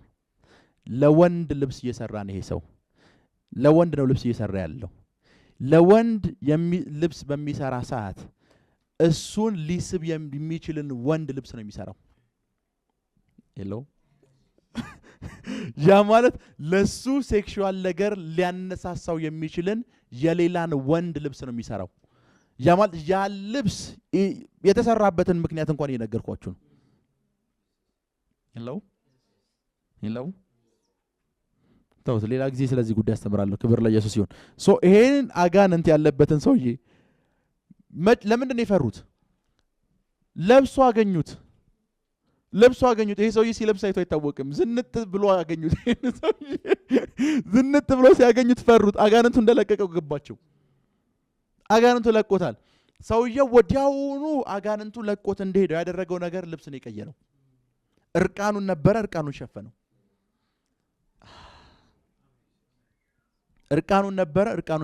ዩሲ የሚከተለውን ፋሽን የሚያደርገውን ልብስ ኤቭሪቲንግ የሚከታተለው ምኑ ነው? ስፒሪቱ። ወደ ትምህርታችን ስመለስ ክብር ለኢየሱስ ይሁን። አሁንም እያስተማርኩ እንደሆነ አምናለሁ። ወደ ትምህርታችን ስንመለስ አጋንንት የእናንተ ስጋና ነፍስ ላይ እድል ፈንታ እንዲያጣ ለማድረግ ነው እያስተማርኳቸው ያሉት። ወደ ሮሜ እንመለስ። ወደ ሮሜ 8 ቁጥር 13 እንደዚህ እንደ ስጋ ፍቃድ ብትኖሩ ትሞቱ ዘንድ አላችሁ። ስጋን ከፈቀዳችሁለት ምን ትላላችሁ? የሚነዳችሁና የሚመራችሁ ምን ከሆነ ስጋ ከሆነ ምን ትላላችሁ? ትሞታል። በመንፈስ ግን የሰውነትን ስራ ብትገድሉ ምን ትላላችሁ? በሕይወት ትኖር። ምን ብትገድሉ ምንድነው የምትገሉት? የሰውነትን ስራ፣ የቦዲን ስራ ለመግደል ምንድነው የምታደርጉት? በመንፈስ የስጋን ስራ የሚገልላችሁ ወይም የሰውነትን ስራ ወይም የስጋን ፍቃድ የሚገልላችሁ ነገር ቢኖር ምንድነው ከተባለ ስፒሪት ነው። ለዛ ስፒሪት የእናንተን መንፈስ ካሰለጠናችሁት፣ የእናንተት መንፈስ በደንብ መለኮታዊ ነገር ካስለመዳችሁት መግደል የምትጀምሩት ስጋችሁን ነው። ለዛ ስጋችሁን መግደል ከፈለጋችሁ ከስጋችሁ ላይ ቁጣን፣ አድመኝነትን፣ ዓለማዊ ምኞትን፣ ክፋትን፣ የስጋ አምሮትን መግደል ከፈለጋችሁ መስራት ያለባችሁ መንፈሳችሁ ላይ ነው። ይሄ ስጋችሁ ስጋ ብለን የምንጠራው ነፍሳችሁ ውስጥ የሰለጠነው የክፉ ሐሳብ የእናንተ መንፈስ ጠላት ነው።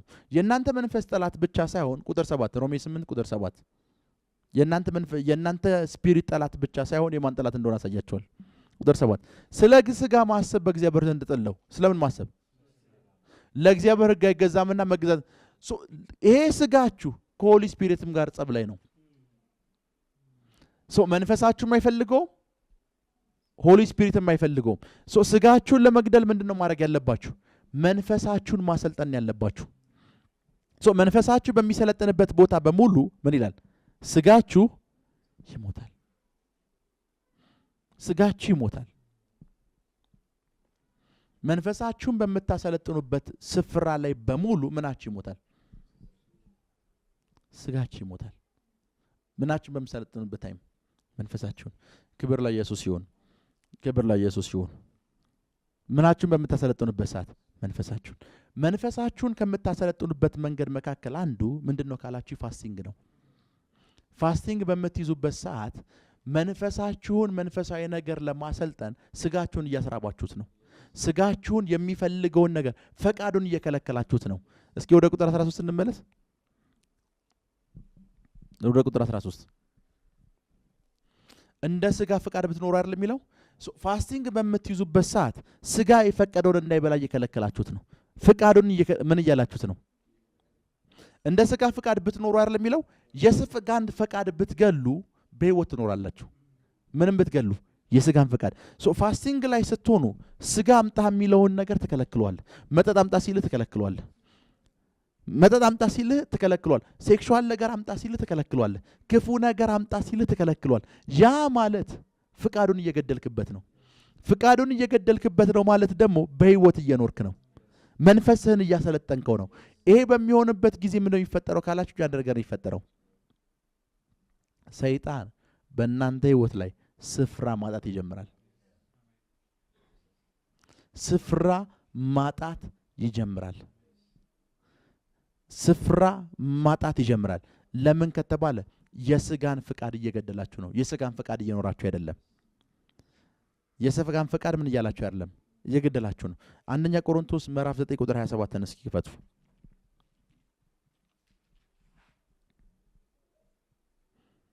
ለእግዚአብሔር እንኳን አይገዛም እኮ ነው ያለው አይደል? ስጋ እንደዚህ ይላል። ነገር ግን ሌሎች ከሰበኩ በኋላ ራሴ የተጣልኩ እንዳልሆን ስጋዬን እየጎሰምኩ እምለዋለሁ። አሁን በደንብ ስሙኝ። ጳውሎስ የስብከት ፕሮብሌም የለበትም። ያማል ስጋቸውን የማያስገዙም ሰዎች መስበክ ይችላሉ። ይሰማሽ ነው። ዋናው መስበኩ አይደለም። ዋናው መስበኩ ከሆነ ስጋቸውን መግዛት ያልቻሉ ሰዎች፣ መጎሰም ያልቻሉ ሰዎች፣ ስጋቸውን መከልከል ያልቻሉ ሰዎች፣ ሱስ ሲጠይቃቸው ለስጋቸው ሱስ የሚሰጡ ሰዎች፣ ሴክሹዋል ነገር ሲጠይቃቸው ለስጋቸው ሴክሹዋል ነገር የሚሰጡ ሰዎች ባይብል ከፍተው መስዋዕት ማውራት ይችላሉ፣ መስበክ ይችላሉ። ችግሩ ምንድነው ግን ከተባለ ይሄን የሚያደርጉ ሰዎች የተጣሉ ይሆናሉ። የተጣልኩ እንዳልሆነ ያለው ጳውሎስ ስጋውን የሚጎስምበት ምክንያት ጥሩ ለመስበክ አይደለም፣ የተጣለ እንዳይሆን ነው። የተጣልኩ እንዳልሆን ስጋዬን እየጎሰምኩ አስገዛዋለሁ ይላል አይደል? የግሪኩ ቃል ምን እንደሚል ታውቃላችሁ? ስጋዬን የኔ ባሪያ አደርገዋለሁ ነው የሚለው። ስጋዬን የኔ ባሪያ አደርገዋል። አምጣ ሲለኝ እሰጠዋለሁ አይልም። ስጋዬን የኔ ባሪያ አደርገዋለሁ ማለት አንድ ነገር ባሪያ ከሆነ በእናንተ ቁጥጥር ስር ነው።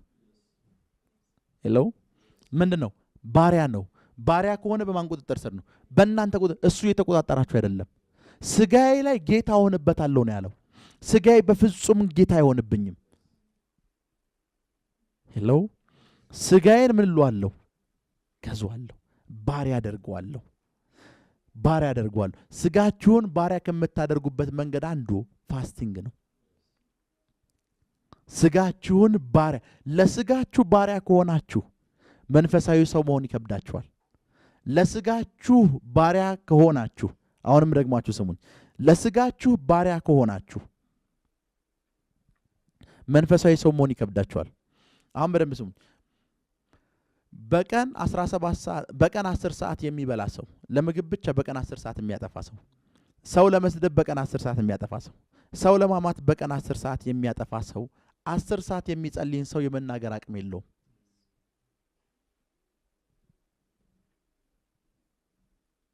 አሁን ግን ነገሩ የተገላቢጦሽ ነው። መንፈሳዊ ሰው ስትሆኑ ለስጋችሁ ባሪያ አትሁኑ። ስጋችሁን ባሪያ ታደርጉታላችሁ። ስጋችሁን ባሪያ ስታደርጉት ምሳሌ ቀላል ኤግዛምፕል ልንገራችሁ። ቀላል ኤግዛምፕል ለስጋችሁ ባሪያ ከምትሆኑበት መንገድ መካከል አንዱ ቀላል ኤግዛምፕል ልንገራችሁ። ቀላል ኤግዛምፕል ለሊት መጸለይ ይፈልጋችኋል። ልክ ነኝ? መንፈሳችሁ ጸልይ ያለ ነው። አሁን ሁለት ጠላት የሆኑ አካሎች አሉ፣ የእናንተ መንፈስና ስጋችሁ። መንፈሳችሁ መጸለይ ይፈልጋል። ስጋችሁ ደግሞ ችግር የለውም ለሊት አላርም ትሞላና ትጸልያለህ ይላል።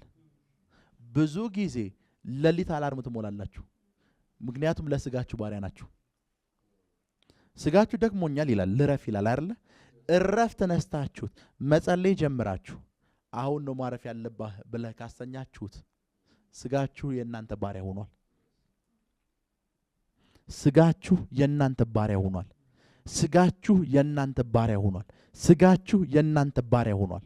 ስጋችሁ የእናንተ ባሪያ ሆኗል። ለስጋችሁ ባሪያ ከሆናችሁበት መንገድ መካከል አንዱ ልንገራችሁ። እዚህ ቦታ የ4 ሰዓት የጾም ጸሎት ፕሮግራም 4 ሰዓት ጸሎት ብንጀምር ከ30 ደቂቃ በኋላ ፊታችሁ ልታጠቡ ትሄዳላችሁ። እንቅልፍ እኮ እያለኝ ትላላችሁ። ለስጋችሁ ባሪያ ሆናችኋል። ሄሎ፣ ለስጋችሁ ባሪያ ሆናችኋል። መጽሐፍ ቅዱስ ሐዋርያት ሥራ ላይ እንደሚገርም ልንገራችሁ። ጳውሎስም ትምህርቱን ባተረዘመ ሰዓት ሰውየው ከመስኮት ላይ ወደቀ ይላል። ጳውሎስን የመሰለ ሰው እያስተማረ እንዴት ተኛለህ? ሰው ጳውሎስን የሚያክል ሰው እያስተማረው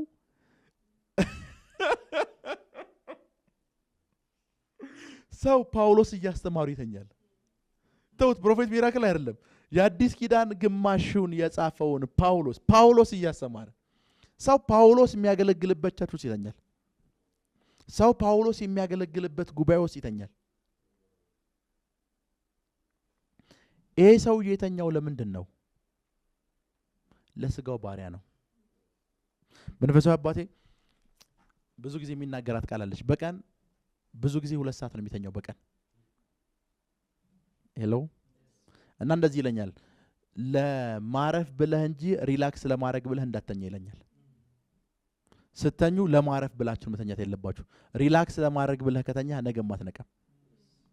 ሪላክስ ለማድረግ ከተኛ ለሊትም አትጸልይም። ሪላክስ ለማድረግ ከተኛ ቀንም ተኛለህ። ቀንም ተኛለህ ማለት ኦልሬዲ ወክ እያረክል ይችላል፣ የነቃህ ሊመስል ይችላል። መንፈሳዊ አክቲቪቲ ላይ ግን ተኝተሃል። ለስጋ እረፍት እንጂ ሪላክስ እንዲያረግ እንዳትፈቅድለት። ረፍት ስጠው። የ2 ሰዓት ረፍት፣ የ5 ሰዓት ረፍት፣ የሆነ ያክል ረፍት ስጠው። ሪላክስ እንዲያረግ እንዳትፈቅድለት። ስጋችሁን ባሪያችሁ አድርጉት። ባሪያችሁ። አሁን አንዳንዱ ሰው በጣም የሚገርመኝ ቸርች ከሄደ 10 ዓመት የሆነው ሰው አለ። ለምንድነው የማትሄደው ስለው ኦንላይን እከታተላለሁ ይላል። ምንድነው ኦንላይን የምትከታተለው? ለምንድነው ኦንላይን የምትከታተለው? ቸርች መሄድ የሚያስጠላው ሰው አለ። መንፈሳዊ ስፍራ ሰውየው ፈልጎ አይደለም፣ ለስጋው ባሪያ ሆኗል። አስቡት፣ ስራ ቦታ ላይ ለ10 ሰዓት ስትሰሩ ያልተኛችሁ ሰዎች የ2 ሰዓት የቸርች ፕሮግራም ላይ ከተኛችሁ ስጋችሁና መንፈሳችሁ መካከል ትልቅ ጸብ ስላለ ስጋችሁ መንፈሳዊ ነገር የሚንቀሳቀስበት ስፍራ ላይ ነው እንቅልፉ ይመጣው። መንፈሳዊ ነገር የሌለበት ስፍራ ላይ፣ ገንዘብ የሚገኝበት ስፍራ ላይ ግን 8 ሰዓት ይተኛል። 8 ሰዓት ነክቶ ይሰራል። 8 ሰዓት ነክቶ ይሰራል። ደከመኝ የሚለው ቸርች መጥቶ ነው። ልክኛል። ድካም የሚሰማው የሚረባው ቸርች ሲመጣ ነው። ምሳሌ ቀላል ኤግዛምፕል ልንገራችሁ። ብዙ ምሳሌ ነገርኳችሁ እንደሆነ አምናለሁ። ፋስቲንግ ማያስተታችሁ ጧት የሚቀሰቀስ ጉዳይ ቢገጥማችሁ ለ3 ለ4 ቀን ምሳ ሳትበሉ መቆየት ትችላላችሁ። ቁርስና ምሳ ሳትበሉ መቆየት ትችላላችሁ። ዳይ 1 ፋስቲንግ ሊዝን ያላችሁ ሰዓት ግን ጭንቅላታችሁ ይዞራል። ረሃብ ይሰማችኋል። ኧረ በኢየሱስ ስም ማለት ጀምራላችሁ። ለምን? ስጋችሁ አሁን መንፈሳዊ ነገር አክቲቭ ልትሆኑ እንደሆነ ገብቶታል። አክቲቬት ልታደርጉ መንፈሳዊ ነገራችሁ ልታነቃቁ ጄነሬት ልታደርጉ ልታስነሱ እየሞከራችሁ እንደሆነ ያውቃል። በተቻለው መጠን ያን ነገር ለማስተኛት ይሞክራል፣ እንዳታደርጉት ይሞክራል። ፋስቲንግ በምንይዝበት ሰዓት ምንድን ነው የምናደርገው? ምሳሌ ቅዳሜ ዕለት አገልግያችኋለሁ፣ እሑድ ዕለት አገልግያለሁ። ቅዳሜና እሑድ ቀን ሳገለግል ጠዋት 2 ሰዓት የጀመረን ፕሮግራም ምሽት 5 ሰዓት 11 ሰዓት ጨርሼ ከ2 ሰዓት እረፍት በኋላ ላይቭ በገባ ነው። እና እኔ ብቻ አይደለሁም እዚህ ሲያገለግሉ ያዩአችኋቸው መንፈሳዊ ልጆቼ አብረውኝ ነው የገቡት። እንደ ባለምሩ ስታስቡ ማረፍ ነበረብን። እንደ መንፈሳዊ ሰው ስታስቡ ግን ስጋችን ማረፍ ስለፈለገ አይደለም የምናሳርፈው። አሁን ማረፍ አለብህ ብለን የምናሳርፈው እኛ ነን። ማረፍ ፈልጌያለሁ ብሎ እንዲያርፍ አልፈቅድለትም። ምሳሌ ብዙ ጊዜ በጣም ከባድ የሆነ ድካም ሲሰማኝ አልተኛም፣ በፍጹም አልተኛም። ከተኛው ለስጋዬ ባሪያ እንደሆንኩ ነው የማስበው። ወዲያውኑ መዝሙር ከፍቼ አብሬ መዘመር ጀምራለሁ፣ መጸለይ ጀምራለሁ። ከዛስ ልክ እንቅልፌ እንደለቀቀኝ የገባኝ ሰዓት ለ1 ሰዓት ለ2 ሰዓት ለጥቂት ሰዓታት ከጸለይኩ በኋላ አሁን ማረፍ አለብህ ብዬ እተኛለሁ። በቻልኩት መጠን ስጋዬን እጎስመዋለሁ። ባሪያ ነው የማደርገው። በፍጹም ለሱ ባሪያ አልሆንም። በፍጹም ለሱ ባሪያ አልሆንም። ሄሎ በፍጹም ለሱ ባሪያ አልሆንም። ያለፈው አመት ፕሮፌቲክ ስኩል ከኢትዮጵያ ከተለያየ ስፍራም እንዲሁም ከኢንተርናሽናል ከተለያዩ ሀገሮች የመጡ ሰዎችን ለ2 ዙርና ለ3 ዙር አስተምሬ ነበር።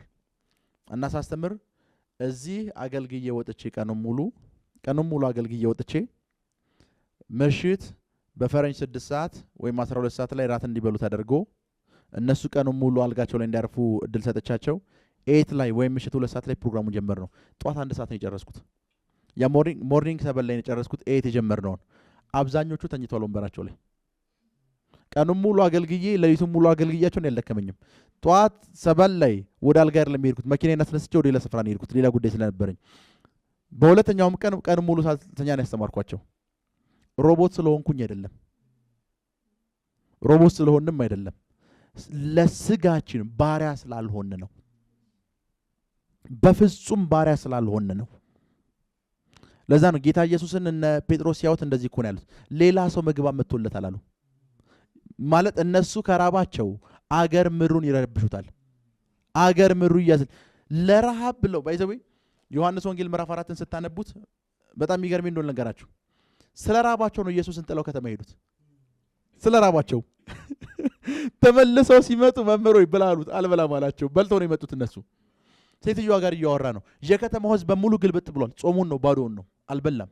ብላ ብሎት እምቢ አለ። እናንተ የማታውቁት ምግብ አለኝ አለ። ኦኬ ሰው አመጥቶልሃል ማለት ነው አለ። አይ እናንተ እንደምታወስቡት ሰው አላመጣልኝም፣ የአባቴን ፈቃድ መፈጸም ነው ለኔ ምግብ። የከተማውን ሰዎች በሙሉ አገለገላቸው። የከተማውን ሰዎች በሙሉ አገልግሏቸው እንኳን አልበላም። ተመልሶ ወደ አገልግሎት ነው የሄደው። የሥጋን ፈቃድ ከፈጸማችሁ ትሞታላችሁ። ስጋችሁን በቻላችሁ መጠን ባሪያ አድርጉት። ለዛን ሳምታይምስ እስኪ ልጸልይ ብላችሁ ትንበረከካላችሁ። 10 ደቂቃ አትቆዩም። በተንበረከካችሁበት እንቅልፍ ይወስዳችኋል። ከዛስ ስጋችሁ ለመንፈሳዊ ነገር ጠላት ሊያደርጋችሁ እናንተን ወስዶ ሲያመቻቻችሁ ምን ያደርጋችኋል መሰላችሁ? አልጋ ላይ ለምን አትጸልይም ይልሃል። አልጋ ላይ አይጸልይም። ከዛስ አልጋ ላይ ተንበርከክ ጸልያለህ። ለምን በሆዴ ተደፍቼ አልተኛም ትላለህ። ከዛው ጧት ውሃ ፍሰውብህ ነው የሚቀሰቅሱ። ተደፍተህ ጸልያለሁ ያልክ ሰውዬ ከ2 ደቂቃ በኋላ ተደፍተህ ተኝተሃል። በቻላችሁት መጠን የሥጋን ፈቃድ አትፈጽሙ። አድርጉ ያላችሁን ነገር በሙሉ አታድርጉ።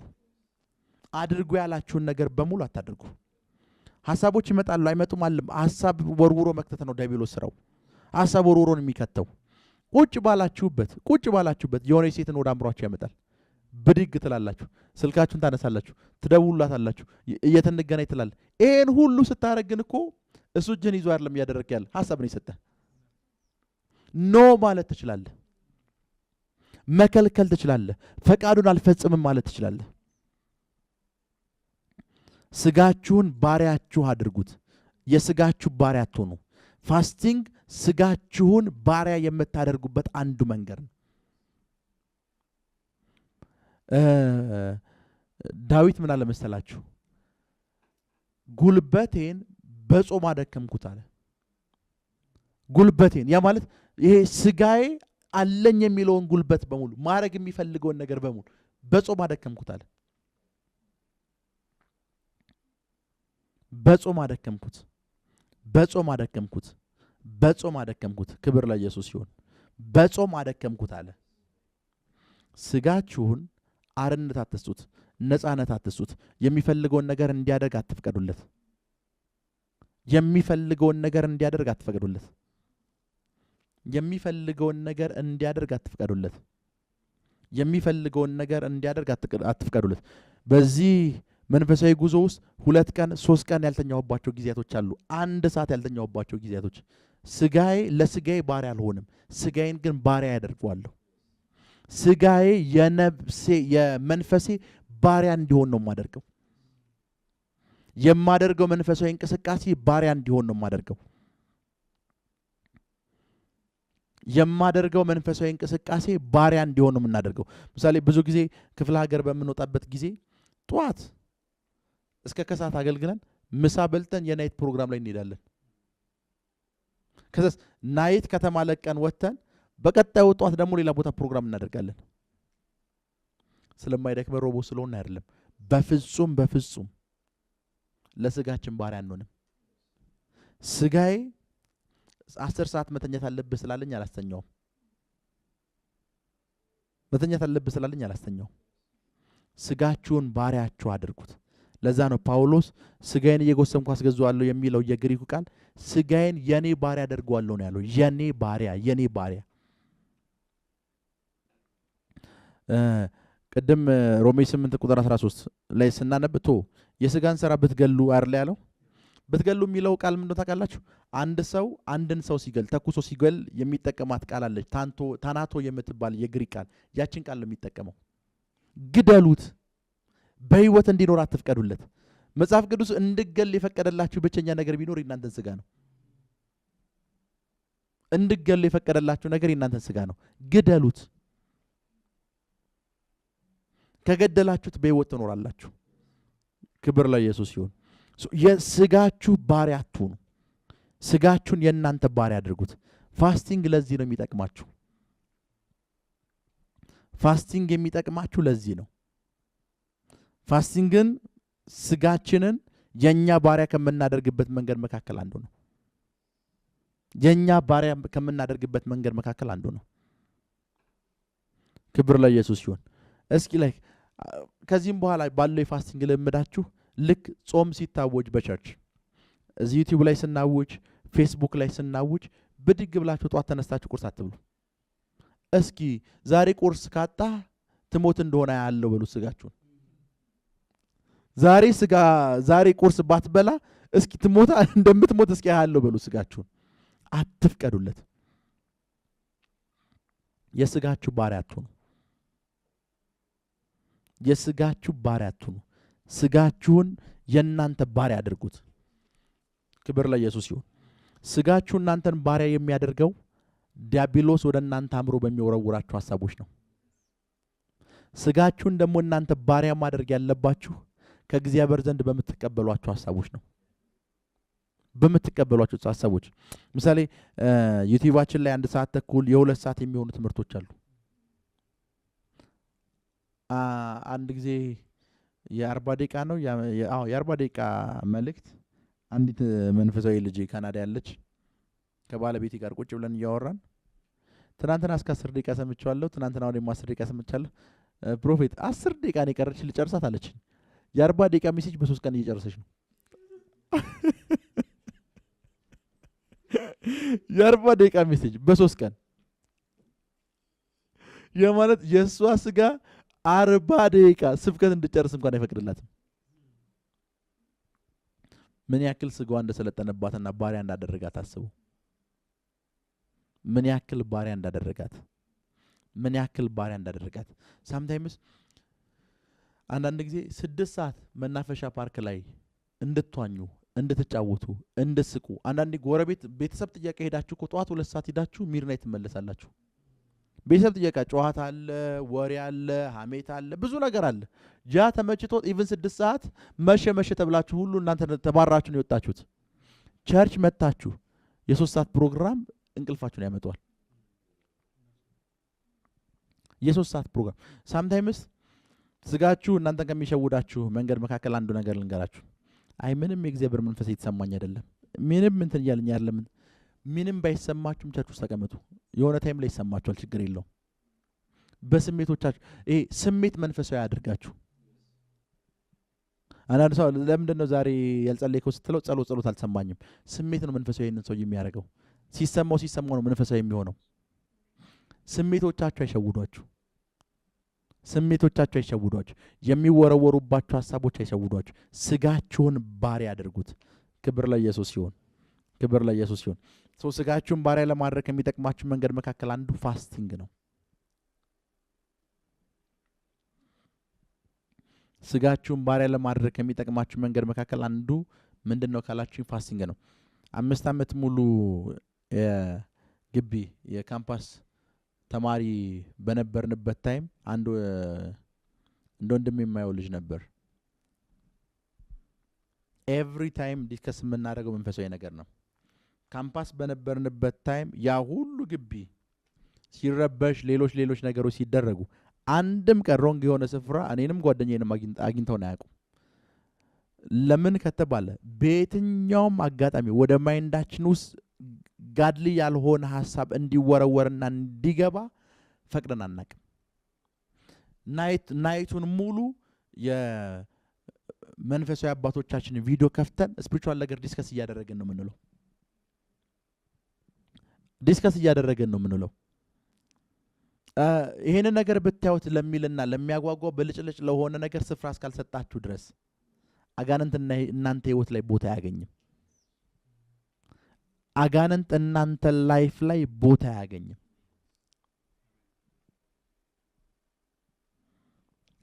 እናንተ ላይፍ ላይ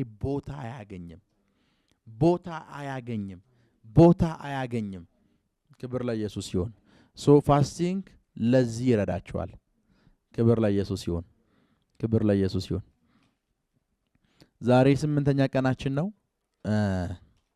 በመላው ዓለም ይሄንን የላይቭ ስርጭት የምታዩ በፌስቡክ እና ዩቲዩብ ላይ የምታዩ ቅዱሳን በሙሉ ለእናንተ መጸለይ ይፈልጋለሁ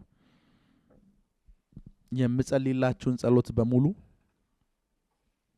አሜን በማለት በእምነት ተቀበሉ የምጸልይላችሁን ጸሎት በሙሉ ዩቲዩብ ላይ ፌስቡክ ላይ የምታዩን ቅዱሳን በሙሉ አሜን በማለት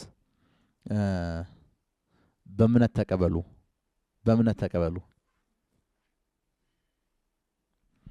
በጌታ በኢየሱስ ስም ኃይል ጸልያለሁ ስጋችሁን ባሪያ የምታደርጉበት የናንተ ባሪያ የምታደርጉበት መለኮታዊ ጥበብ እንዲለቀቅላችሁ ጸልያለሁ የጾም ጸሎት ህይወት እንዲበዛላችሁ ጸልያለሁ ኃይል እንዲበዛላችሁ ጸልያለሁ የእግዚአብሔር እጅ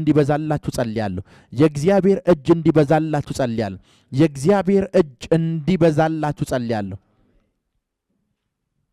ከዚህ ሰዓት ጀምሮ መንፈሳችሁ የተነቃቃ እንዲሆን በመንፈሳዊ ነገር የተዋጠ እንዲሆን በመንፈሳዊ ነገር ውስጥ የጠለቀ እንዲሆን በመንፈሳዊ ነገር ውስጥ በጣም የተነካካ እንዲሆን በኢየሱስ ስም ኃይል ጸልያለሁ የትኛውም ከእግዚአብሔር ዘንድ የምትፈልጉት ተአምራታዊ አቅርቡት ተአምራታዊ ፈውስ ተአምራታዊ በረከት ተአምራታዊ የሆነ ጣልቃ ገብነት አሁን እንዲሆንላችሁ ጸልያለሁ አሁን በኢየሱስ ስም ኃይል እንዲሆንላችሁ ጸልያለሁ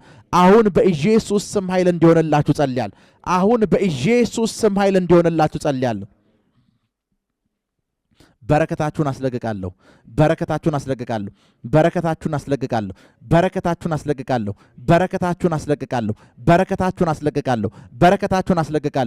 የምትፈልጉት ተአምራት አሁን እንዲለቀቅላችሁ ጸልያለሁ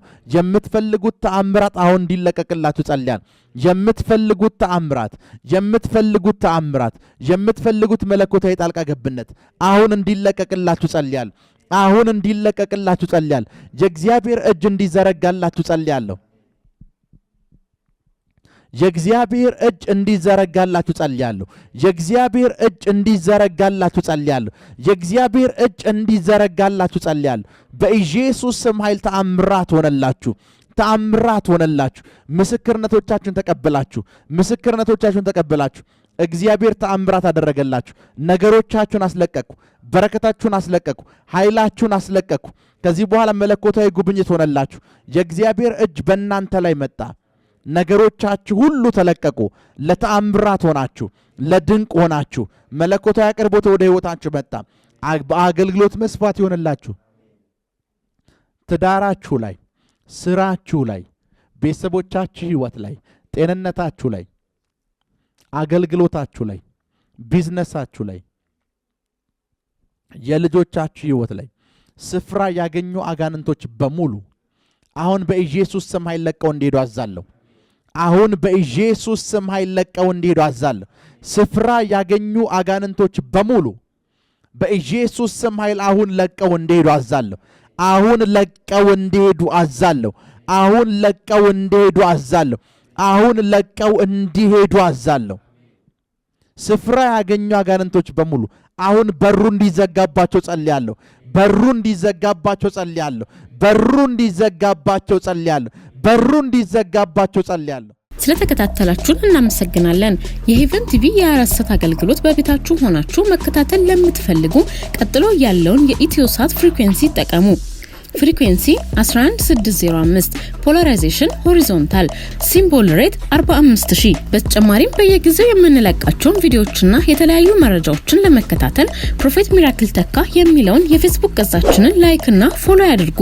እንዲሁም ፕሮፌት ሚራክል ተካ የሚለውን የዩቲዩብ ቻናላችንን ሰብስክራይብ ያድርጉ። የምንለቃቸውን አዳዲስ መንፈሳዊ ቪዲዮዎች በሰዓቱ ቀድሞ እንዲደርሱት ደግሞ የደውል ምልክቱን ይጫኑ።